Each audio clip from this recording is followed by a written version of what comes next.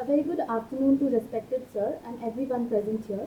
We are up here today to present the play on the landmark case of Siddharam Satlingappa Mhetre versus State of Maharashtra 2011. The case of Siddharam Mhetre was a significant case in India's legal history that deals with the provisions of anticipatory bail that are found under section 438 of the Code of Criminal Procedure 1973. In this case, the Supreme Court of India address the issue of whether a person accused of committing a non-bailable offence is entitled of anticipatory bail or not. In this case, to know this case, we first have to move back to the background which led to the mere incidents that took place on 26th September 2009. On this very day, at around 6 p.m., Siddharamappa Patil of BJP came to the village to meet his party workers. At that juncture, Srimant Ishwarappa Kore and his party members, including Sarpanch of village Shivmurti Vijapure, met. Siddharamappa Patil and thereafter went to offer their prayers at the Layavva Devi's temple.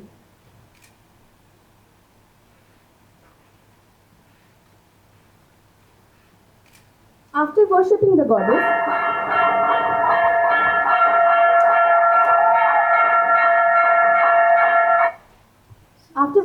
goddess, let's see what happens.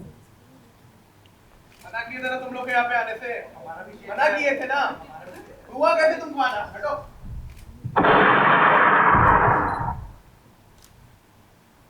In this incident, Bhima Shankar Kore was shot dead. Before this incident took place, at around 8 days ago, the appellant Shankar Mhetre and his brother Siddharam Mhetre went to the village and spoke to the villagers. Let's see what they spoke. आप लोग को कोई चिंता करने की जरूरत नहीं है जो आता है मारो पीटो जो करना है करो बस मुझे बता देना 5 मिनट के अंदर लोगों को भेज दूंगा Now the FIR is registered and upon the FIR, the appellant files an anticipatory bail plea before the Bombay High Court.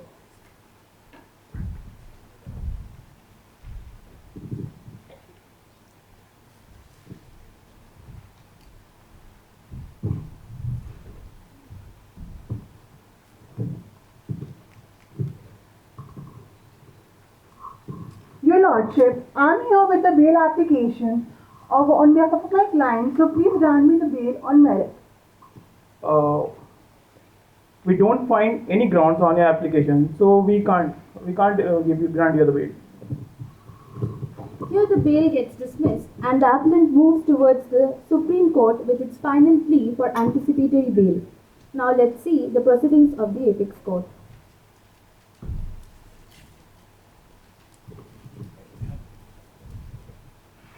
Here the parties are represented by learned counsels. The petitioner is Mr. Shanti Bhushan and the respondent is Mr. Mahesh Jetmalani.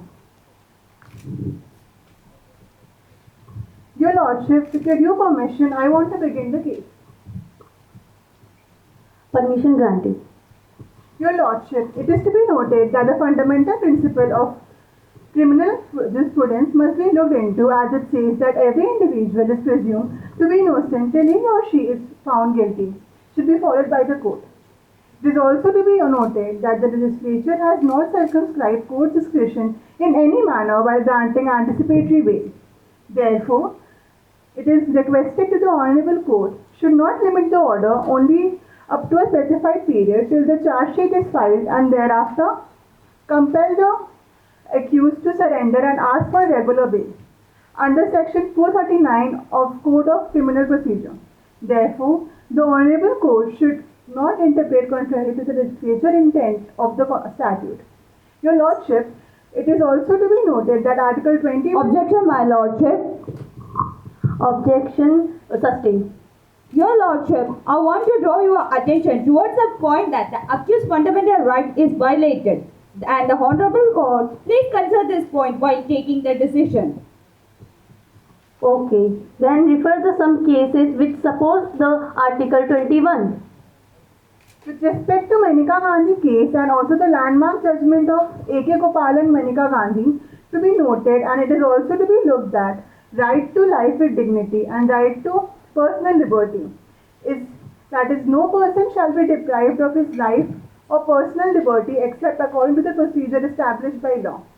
And also, in the case of Gurbakh Singh Sidhya versus State of Punjab 1980, the Supreme Court ruled that Section 438 should be interpreted in the light of Article 21, protection of life and personal liberty of the Constitution. Your Lordship, I would like to draw your attention towards the fact that the above case includes the essence of instigation. Here the appellant, along with his brother, has instigated their party workers lead to the killing of Bhim Shankara. It can be proved from the act appellant going to the village 8 days ago. Your Lordship, I also want to make you see the point that anticipatory bail should not be granted as he is threat to our society, as he is threatening also the witnesses, because he has already committed a heinous crime. That's all, my Lordship. After listening to both the parties, under this case, the court observed that the Honorable High Court did fail to implement the previous judgment of her larger bench of Gurubaksh Sidhya case, which was given by the Constitutional Bench, and we are bound by it. So, this court, relying on the decision of Gurubaksh Sidhya, set aside the judgment of the High Court for refusal of bail and direct the appellant to join the investigation and fully cooperate with the investigating agency. On account of arrest, the appellant shall be released on bail upon furnishing his personal bond, the sum of Rs 50,000 with 2 sureties in the like amount, to the satisfaction of the arresting officer. Therefore, this appeal is allowed and disposed of in terms of above mentioned conditions.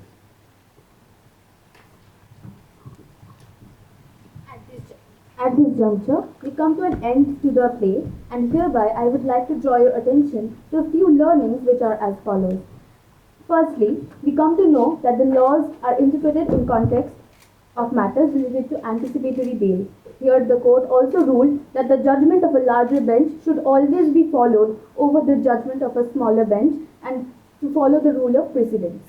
So, as we can see here through the case of Gurbaksh Singh Sidhya, that was a similar matter on anticipatory bail, and that has laid down guidelines for such matters by a larger bench, so the landmark judgment of Sidhya is to be followed in all further cases. Furthermore, the court emphasized that the courts must exercise their discretion judiciously considering the facts and circumstances of each case. The rights of the accused and the interests of justice should be balanced while deciding on anticipatory bail applications. Lastly, the court in its judgment recognized the importance of personal liberty and the presumption of innocence until proven guilty. It held that anticipatory bail should be granted as a rule and rather than an exception unless the accused person is likely to abscond or interfere with the investigation or the judicial process.